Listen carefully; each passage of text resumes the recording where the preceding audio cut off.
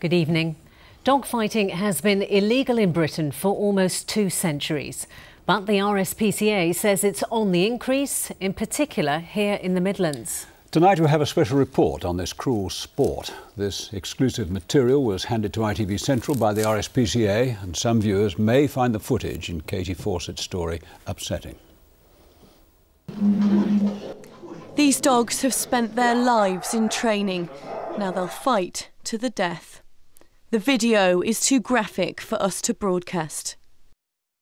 I'm Inspector Ian Briggs from the RSPCA. This is video footage of the pit area. But at a kitchen showroom in Alum Rock, Birmingham, 26 people gathered from miles around to watch and film this scene. It was the most heavily attended dogfight since the 1800s. When the RSPCA arrived, one dog was already dead. The other was taken to Barneshill Animal Centre, but died from his injuries. Those 2 dogs on that night, they fought for about 2 hours and 20 minutes.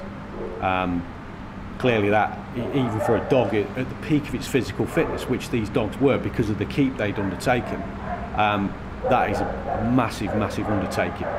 Dogfighting is a growing problem. Last year, the public reported 328 cases, compared with 204 in 2009.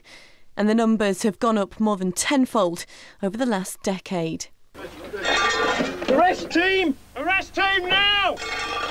The RSPCA Special Operations Team says the problem is at its worst in the West Midlands. Over the previous 5 years, we've seen huge increases in not only organised dog fighting, but also the status dog problem. Why carry a knife when you can have a vicious looking dog? People will be less inclined to approach you. But for the dogs themselves, the suffering is just the same. You know, they'll fight the dogs. They won't obtain any veterinary treatment because the dogs are generally of an illegal breed, and the injuries that they sustain from this type of fighting are apparent to a veterinary surgeon. These canary dogs are some of the lucky ones, recovered from a house in Grantham, Lincolnshire after a fight in 2008. Their owner was sentenced to 5 months in prison. The dogs were given new homes. The owner of this house in Walsall was the first person ever to be prosecuted for keeping items used in dogfighting. Ibuprofen tablets, as well as super glue. The glue is used for DIY repair on wounds. His illegal pit bulls had to be put down, but the new laws meant other dogs could be rescued. But a rise in blood sports means these dogs face another battle. A fight for space and treatment at centres struggling to cope. Well, the rise in dogfighting has seen a 14% increase in animal rescues in the West Midlands. Now, facilities in the region can't cope with the injuries, and to meet demand, the RSPCA has unveiled plans for a super hospital. And behind the campaign is former Coronation Street star Adam Rickett. We'll be speaking to him in just a moment. But before that, Katie now reports on what the centre will mean for the region's battered and wounded animals. Behind every animal at Barneshill, there's a story to tell. Usually, it's one of neglect or cruelty. But Diesel had been picked up by an inspector, and he'd got a rubber band really tight round his tail, and they picked him up quite late in the evening. He was going in for surgery the next morning, but overnight he actually chewed his tail off himself. So I would think somebody tried to dock him, you know, to give him a more sort of fierce looking appearance, really. Diesel's fierce appearance is history now, but the centre is struggling to give all the animals the attention they need. We are paying private vets as well as the hospital to deal with all of our animals, because they just can't keep on top of it all. They need more and better operating space. I mean, these buildings, they're 50 years old, they're falling apart. The number of animals needing rescue rose by 14% in the region last year.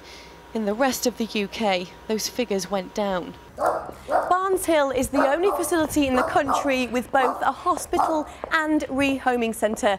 And last year alone, more than 6,000 rescued animals were admitted here. The centre's simply not built to withstand the pressure. The new centre is positioned just off the M5 in Birmingham.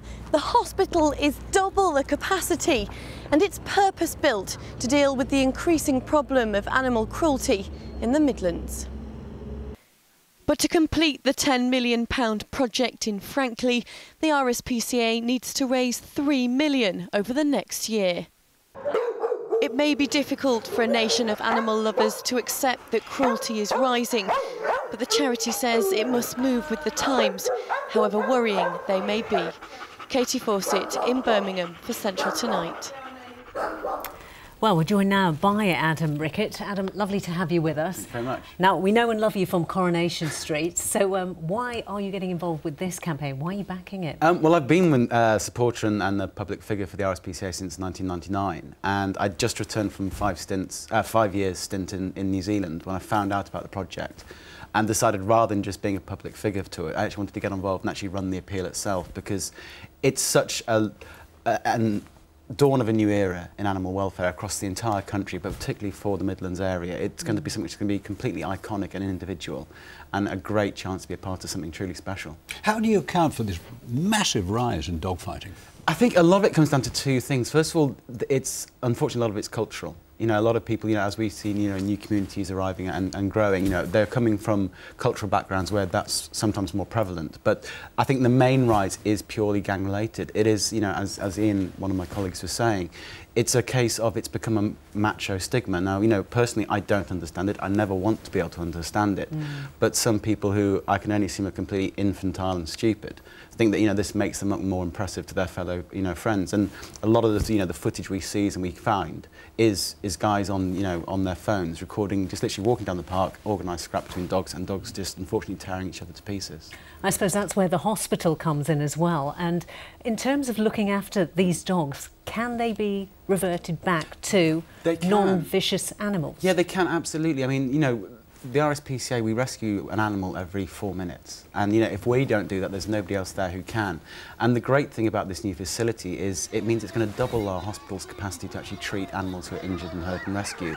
But at the same time, we're going to be able to take animals in who have been neglected and abused. And what people forget is that when that happens to them, they've lost their trust in mankind. You know, these people who they were, you know, raised to love, they've lost their trust in them. So by having them in an environment where every single thing can be done in one place, that's rescue, treatment, rehabilitation and rehoming, it means they're going to build their trust quicker because they're seeing the same people day in and day out rather than being farmed from a hospital to a rehoming centre.